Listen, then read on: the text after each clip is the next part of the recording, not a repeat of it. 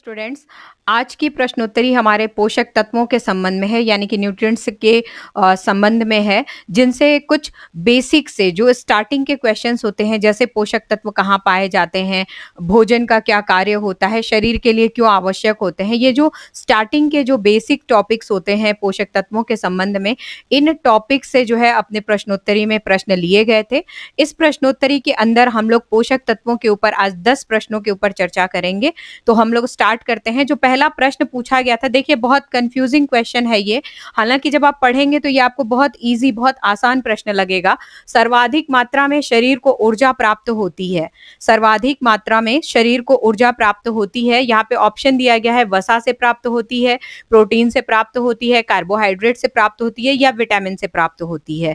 तो ऑप्शन की यदि हम लोग बात करें, इसको थोड़ा सा समझने की जो है वो जरूरत है, क्योंकि जिस समय ये टेलीग्राम चैनल में कराया गया था, कई स्टूडेंट्स जो है इसको लेकर के कंफ्यूज हुए थे, कई स्टूडेंट्स जो है इसको लेकर के कंफ्यूज हो गए थे, क्योंकि अधिकांशतः यदि हम लोग देखें तो जो शरीर को ऊर्जा प्रदान करने का कार्य करती है, यदि हम लोग समहाउ, यदि विशेष परिस्थितियों में देखें तो हम लोग शरीर में ऊर्जा सर्वाधिक वसा से जो है वो ग्रहण करते हैं। लेकिन यहाँ पे कार्बोहाइड्रेट को जो है वो करेक्ट आंसर माना गया है। तो कार्बोहाइड्रेट को करेक्ट आंसर मानने का रीजन क्या है?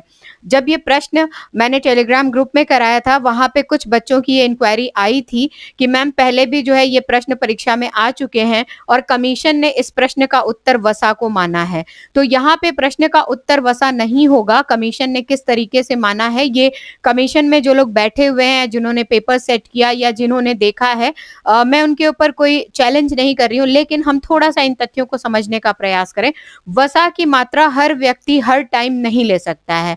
यदि हम लोग ऊर्जा लेना चाहते हैं, यदि ऊर्जा शरीर को प्रदान करना चाहते हैं या शरीर को ऊर्जावान बनाना चाहते हैं, तो पूरे टाइम, हर टाइम, रोजमर्रा की अपनी लाइफ में हम वसा वाली ऊर्जा का प्रयोग नहीं कर सकते हैं। यदि हम कठोर शारीरिक श्रम कर रहे हैं, यदि हम कठोर शारीरिक श्रम कर रहे हैं, ऐसी सिचुएशन में हम वसा युक्त भोजन ग्रहण करते हैं। लेकिन कठोर शारीरिक श्रम हर कोई तो नहीं कर रहा है, कठोर शारीरिक श्रम हर व्यक्ति तो नहीं कर रहा है। कठोर शारीरिक श्रम करने वाले व्यक्तियों का एक अलग ही जो है ग्रुप बनाया गया है, जो कठोर शारीरिक श्रम कर रहे हैं। तो हर कोई तो नहीं कर रहा है ना। लेकिन जब हम यहाँ पे सर्वाधिक मात्रा शरीर को ऊर्जा प्राप्त होती है, जब ये टर्म कहते हैं, तो यहाँ पे हम संतुलित आहार की बात कर रहे हैं, यहाँ पे हम बैलेंस डाइट की बात कर रहे हैं। और ऊर्जा की मात्रा की जब हम लोग बात करते हैं, जब शरीर में ऊर्जा की मात्रा की बात करते हैं, तो ऊर्जा प्रदान करने वाले पोषक तत्व कौन कौन से हैं? आपने पढ़े होंगे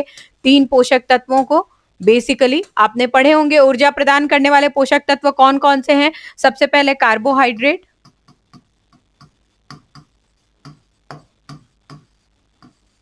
देन वसा और प्रोटीन। ये 3 जो है हमारे न्यूट्रिएंट्स हैं, जो हमारे शरीर को क्या करते हैं, समय समय पे ऊर्जा प्रदान करते रहते हैं। कार्बोहाइड्रेट की जब हम बात करते हैं, जब हमने ऑप्शन यहाँ पे जो करेक्ट माना है कार्बोहाइड्रेट को, कार्बोहाइड्रेट की हम लोग बात करते हैं, तो ये क्या होता है, ये सभी जगह इजीली अवेलेबल होता है। हम क्या करते हैं, यदि 2 रोटी भी खा लेते हैं तो भी हमारे शरीर को ऊर्जा मिल जाती है। जरूरी नहीं है कि उस शरीर की ऊर्जा के लिए रोजमर्रा की लाइफ में वसा को ग्रहण करके ही हम शरीर की ऊर्जा ले सके। हम रोज घी खाएं, हम रोज काजू खाएं, हम बादाम खाएं, हम इस तरीके के जो तत्व हैं वो ग्रहण करें, मक्खन खाएं, जिनसे जो है हम लोग ऊर्जा ले सके। तो हम रोज कितना खा पाएंगे, हमारा शरीर जो है उसको कितना पचा पाएगा? या तो हम इतना शारीरिक श्रम करें कि उसका पाचन जो है हम लोग डेली अपनी लाइफ में कर सके। लेकिन बात वही आती है, वही आके फिर अटकती है कि हर व्यक्ति शारीरिक श्रम या कठोर शारीरिक श्रम नहीं करता है। तो रूटीन की लाइफ में यदि शरीर को ऊर्जा हम लोग देखते हैं कि कौन सा तत्व सर्वाधिक देता है, तो सर्वाधिक ऊर्जा कार्बोहाइड्रेट से प्राप्त होती है। क्योंकि रूटीन में सबसे बोलते हैं कि सरलतम, सबसे सस्ता और हमेशा अवेलेबल होने वाला जो है ये तत्व है। आप किसी भी भोज्य पदार्थ यानी कि जो कार्बोहाइड्रेट जिनसे हम लोग ग्रहण करते हैं, उन भोज्य पदार्थों को आसानी से आप ले सकते हैं, आप उनको ग्रहण कर सकते हैं। इनका पाचन भी वसा के कंपैरिजन में कहीं न कहीं बहुत आसानी से हो जाता है, सुगम होता है, आसानी से इनकी पर्याप्तताएँ होती हैं, मिल जाती हैं, लोग आसानी से इसको खरीद सकते हैं, अफोर्डेबल होता है। इस वजह से सर्वाधिक यदि ऊर्जा की बात हम लोग करते हैं, एक संतुलित आहार की भाषा में देखें,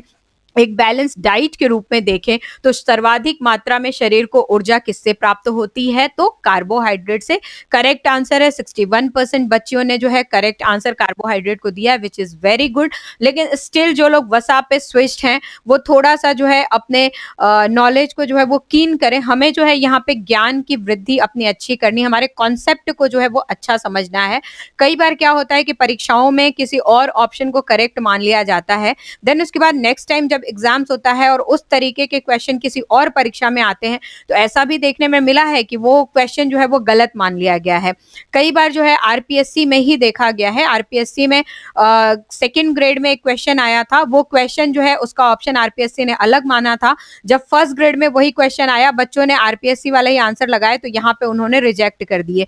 तो ऐसा नहीं है, जो उस समय के पेपर सेटर होते हैं, जरूरी नहीं है कि वही पेपर सेटर आज भी हों, ठीक है। जिन पुस्तकों से रेफरेंस उस समय लिया गया, जरूरी नहीं है आज भी उनसे लिया जाए। तो अलग अलग पैरामीटर्स होते हैं, अलग अलग तरीके होते हैं, पेपर बनाने वाला और होता है, देन उसके बाद उसको मॉडिफाई करने वाला या चेक करने वाला, फाइनल करने वाला कोई और होता है। प्रश्न जो आपकी परीक्षा में आते हैं, यदि थोड़े बहुत एक दो ऑप्शंस इधर उधर होते हैं, तो हमें विचलित होने की जरूरत नहीं है, हमें हमारे तरफ से अपनी नॉलेज को सही रखना है, ठीक है। तो इसका आंसर जो आप ध्यान रखेंगे, इसका आंसर कार्बोहाइड्रेट ही होगा।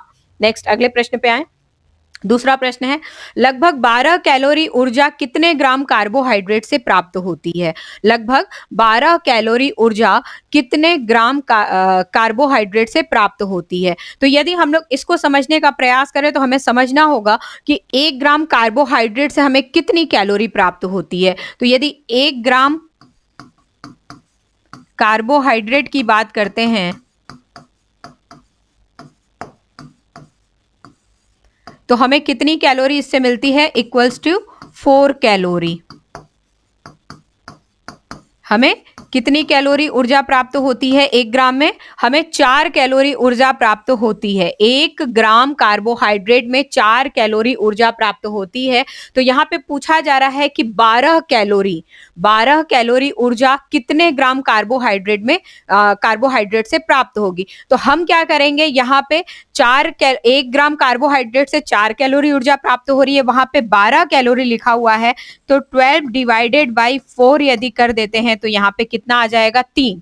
यदि हम 12 में 4 का भाग देते हैं, तो कितना आ जाएगा? 3। तो ये 3 ग्राम होगा।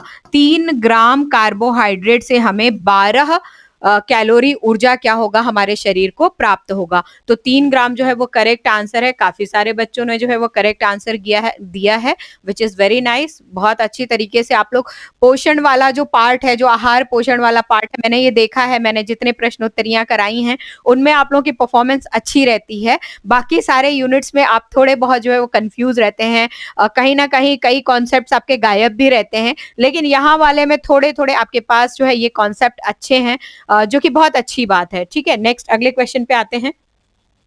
तीसरे नंबर का क्वेश्चन, शारीरिक ऊर्जा प्राप्ति का सबसे सस्ता और उत्तम साधन है। अभी हम लोगों ने पहले नंबर के क्वेश्चन पे ही जो है इस चीज को डिस्कस कर लिया था। शारीरिक ऊर्जा प्राप्ति, शरीर को जब हम ऊर्जा देते हैं या शरीर के लिए जब ऊर्जा ग्रहण करते हैं, तो उसके लिए सबसे सस्ता और उत्तम साधन कौन सा है? विटामिन की हम लोग बात करते हैं, तो ऊर्जा के सेंस में जो है हम लोग इसका प्रयोग नहीं करते हैं। शरीर को ऊर्जा प्रदान करने के सेंस में हम लोग एक्सक्लूसिव इसका प्रयोग नहीं करते हैं। प्रोटीन की बात करते हैं, तो प्रोटीन का प्रयोग हम लोग शरीर में ऊर्जा के लिए करते हैं, लेकिन हम उस समय पे करते हैं जब शरीर हमारा कार्बोहाइड्रेट और वसा को ग्रहण नहीं कर पाता है। यदि हमारे शरीर में किसी कारणवश कहीं से कोई मनाही होती है, कोई ऐसे डिफिशियंसी, कोई ऐसी बीमारी या कोई ऐसे रिस्ट्रिक्शंस आ जाते हैं जिसमें हमें ये सजेस्ट किया जाता है कि आपको कार्बोहाइड्रेट और वसा युक्त भोज्य पदार्थ नहीं लेना है, ऐसी ही सिचुएशन में हम क्या करते हैं? ऊर्जा के लिए प्रोटीन का प्रयोग करते हैं। तो ये जो प्रोटीन का प्रयोग है, ये कब हुआ? ये विशेष परिस्थितियों में हुआ। ये विशेष परिस्थिति में हुआ। ये हमेशा नहीं रहेगा, ऑल द टाइम नहीं रहेगा, सारे समय नहीं रहेगा, ये विशेष परिस्थिति में रहेगा। जबकि कार्बोहाइड्रेट के प्रयोग की बात करते हैं तो हर समय हमेशा जो है इसका हम प्रयोग कर सकते हैं। कार्बोहाइड्रेट हम भोज्य तत्वों में आसानी से प्राप्त कर सकते हैं, आसानी से अपने शरीर को ऊर्जा दे सकते हैं। वसा का प्रयोग भी जो है, वसा का प्रयोग यदि हम लोग कहते हैं, यहाँ पे हम सबसे सस्ता और उत्तम की बात कर रहे हैं। ये सबसे महंगा जो है वो भोज्य पदार्थ जिनमें भी ये अवेलेबल होता है, वो भोज्य पदार्थ क्या होते हैं, महंगे होते हैं, तो हर किसी के लिए अफोर्डेबल नहीं होता है, हम इसको अफोर्ड नहीं कर सकते हैं। दूसरा, अफोर्डेबल के बाद जो है पाचन की बात होती है। कार्बोहाइड्रेट के मुकाबले वसा का पाचन जो है कहीं ना कहीं थोड़ा सा कठिनाई भरा होता है। तो शारीरिक ऊर्जा प्राप्ति का सबसे सस्ता और उत्तम साधन कौन सा है? तो कार्बोहाइड्रेट का प्रयोग। अगले प्रश्न पे आते हैं। 1 ग्राम वसा कितने कैलोरी ऊर्जा प्रदान करती है? ये ध्यान रखेंगे, ये बिल्कुल फैक्ट आधारित प्रश्न है, ये आपको याद ही हो जाना चाहिए, इसमें बहुत ज्यादा आपको समझाने की जरूरत नहीं है। 1 ग्राम वसा कितने कैलोरी ऊर्जा प्रदान करती है? तो ये 9 कैलोरी ऊर्जा प्रदान करती है। सही आंसर आप लोगों ने लिखा है। यहाँ पे थोड़ा सा कंफ्यूजन जो है आपको ना हो, यदि 1 ग्राम कार्बोहाइड्रेट की बात करते हैं हम लोग,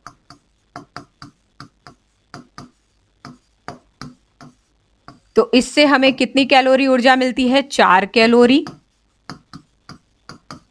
और यदि 1 ग्राम वसा की बात करते हैं तो इससे कितनी ऊर्जा मिल रही है? इससे 9 कैलोरी ऊर्जा मिल रही है।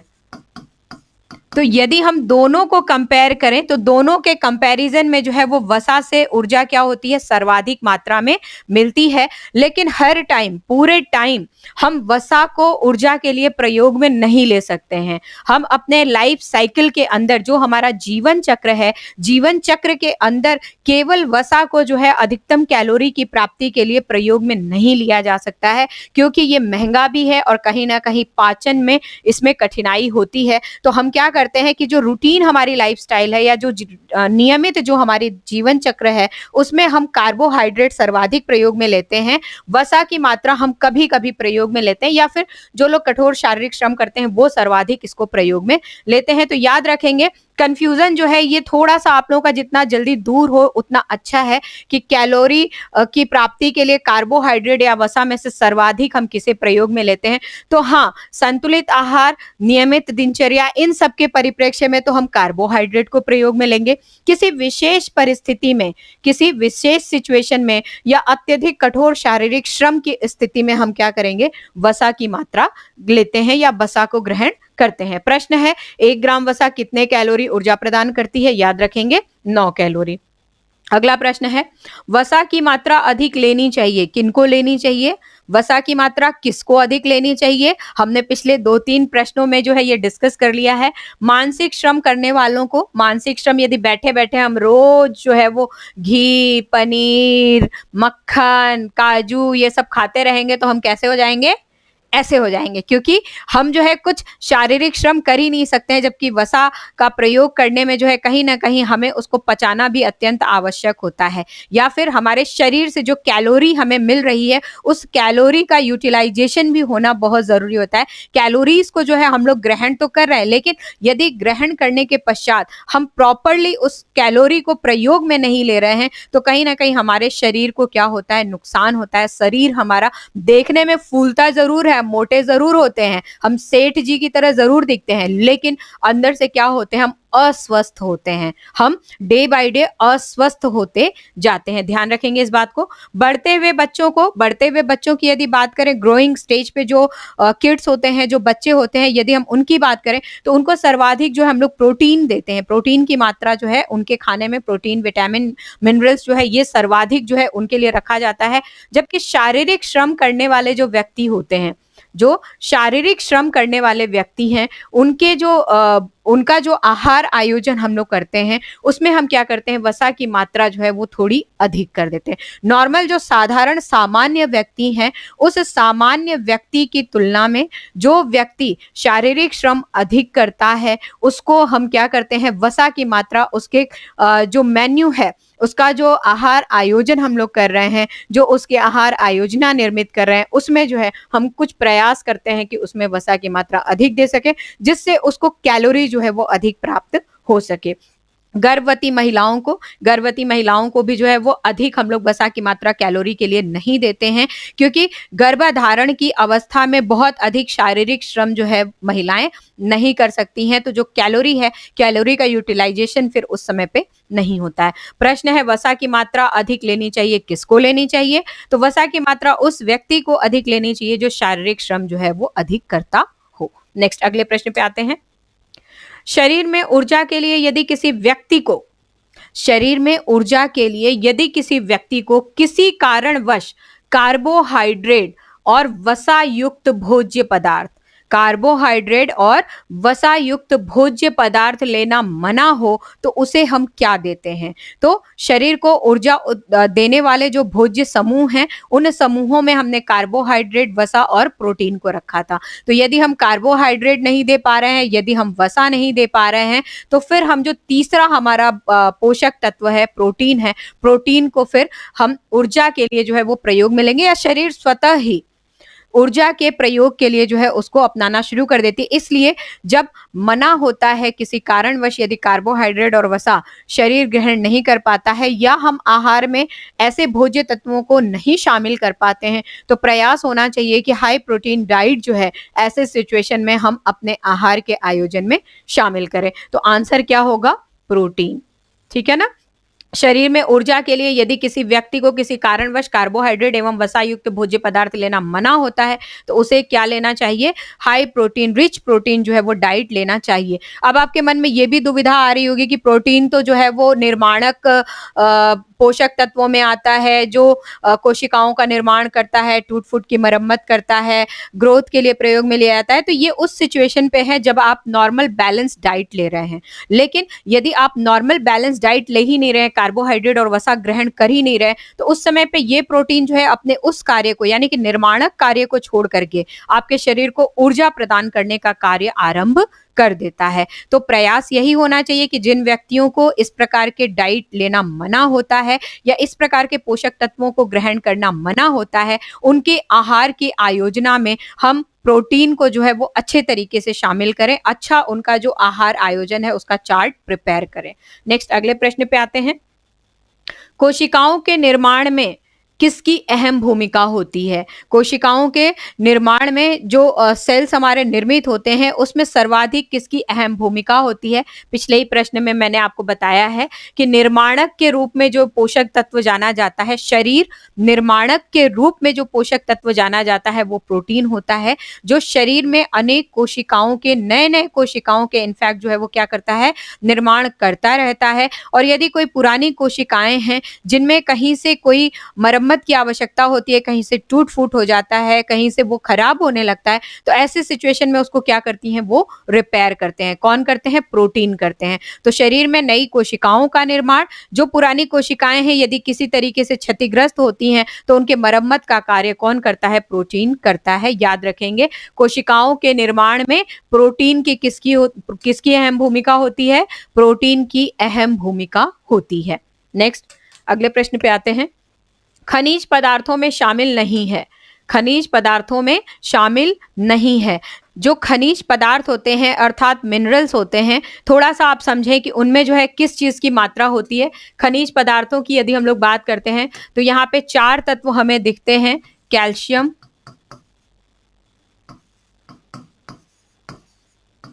फास्फोरस, आयोडीन और आयरन। यदि हम लोग देखें तो ये 4 तत्व जो है वो मुख्य रूप से जो है वो क्या होते हैं? विद्यमान होते हैं। मुख्य रूप से विद्यमान होते हैं, या हम ये भी कह सकते हैं इनका समूह है, इन समूहों से ही खनिज पदार्थ हमारे क्या होते हैं, निर्मित होते हैं। तो खनिज पदार्थों में शामिल नहीं किया जाता है। फास्फोरस को हम शामिल करते हैं, यहाँ पे हम देख रहे हैं। आयोडीन को भी हम शामिल करते हैं। चिकनाई की हम बात करते हैं तो यहाँ पे चिकनाई का परिप्रेक्ष्य जो है वो वसा के कंसर्न में हो जाता है। क्या हो जाता है, वसा के कंसर्न में हो जाता है, जो कि खनिज पदार्थ का भाग नहीं है। चिकनाई जो है वो वसा के परिप्रेक्ष्य में होता है। और कैल्शियम की यदि बात करते हैं तो कैल्शियम भी जो है हमारे खनिज पदार्थ का भाग है। तो खनिज पदार्थों में शामिल नहीं है। कौन शामिल नहीं है, तो चिकनाई जो है इसमें शामिल नहीं होता है। खनिज पदार्थों के अंदर क्या क्या शामिल होता है, फास्फोरस है, आयोडीन है, कैल्शियम है और इसके साथ आयरन भी होता है। तो इनको जो है हम लोग खनिज पदार्थों में शामिल करते हैं, यानी कि मिनरल्स में शामिल करते हैं, जबकि चिकनाई जो है वो वसा का भाग होता है। नेक्स्ट अगले प्रश्न पे आते हैं। अस्थियों और दांतों के लिए आवश्यक खनिज लवण है। अस्थियों और दांतों के लिए आवश्यक खनिज लवण कौन सा होता है, कौन सा मिनरल होता है। तो यहाँ पे ये तथ्य भी ध्यान रखेंगे कि जो अस्थियां होती हैं या फिर दांतों की संरचना होती है या फिर उसके निर्माण की जब हम लोग बात करते हैं तो वहां पे कैल्शियम और फास्फेट दोनों ही यूजफुल होते हैं और दोनों का समन्वित रूप जो है कहीं ना कहीं अस्थियों और दांतों के विकास के लिए आवश्यक होता है। और समन्वित रूप को ही हम क्या कहते हैं, कैल्शियम फास्फेट कहते हैं। कैल्शियम और फास्फोरस इन दोनों को दांतों और अस्थियों के विकास के लिए जो है वो प्रयोग में लिया जाता है या उनके लिए वो आवश्यक होते हैं। और दोनों के मिश्रित रूप को जो है वो कैल्शियम फास्फेट कहते हैं। तो अस्थियों और दांतों के विकास के लिए या उनके लिए आवश्यक खनिज कौन सा है, तो कैल्शियम फास्फेट जो है आवश्यक खनिज तत्व होता है। नेक्स्ट अगले प्रश्न पे आते हैं, जो कि इस प्रश्नोत्तरी का अंतिम प्रश्न है। थायराइड ग्रंथि का पूर्ण विकास संभव हो पाता है। जो थायराइड ग्रंथि होती है हमारे शरीर में, जिसके बिना मानसिक और शारीरिक कई सारे कार्य जो है हमारे बाधा युक्त हो जाते हैं, उसका जो विकास होता है कैसे संभव हो पाता है। हम पूर्ण विकास की बात करते हैं तो संपूर्ण विकास जो है वो कैसे संभव होता है, किसके प्रयोग से संभव होता है। तो फास्फोरस की बात करें तो फास्फोरस जो है हमने बात किया कि अस्थियों के प्रयोग में जो है वो लिया जाता है। ठीक है, फास्फोरस की हमने अभी बात की। फास्फोरस का प्रयोग जो है अस्थियों और दांतों के परिप्रेक्ष्य में हमने देखा, तो ये यहाँ पे नहीं होगा। आयोडीन की बात करते हैं तो जी हाँ, थायराइड ग्रंथि के परिप्रेक्ष्य में, उसके विकास के परिप्रेक्ष्य में, इनफैक्ट संपूर्ण विकास के परिप्रेक्ष्य में जो है आयोडीन का प्रयोग सर्वाधिक इंपॉर्टेंट होता है। कैल्शियम की हम बात करते हैं तो अगेन ये भी अस्थियों और दांतों के संबंध में आ गया। और आयरन के प्रयोग से हम लोग प्रयोग की बात करते हैं तो ये कहीं ना कहीं हमारे रक्त से जो है वो अधिकांशतः जो है वो क्या होता है, संबंधित होता है या उससे जो है वो ज्यादा जुड़ा हुआ होता है। हीमोग्लोबिन से जो है वो ज्यादा इसका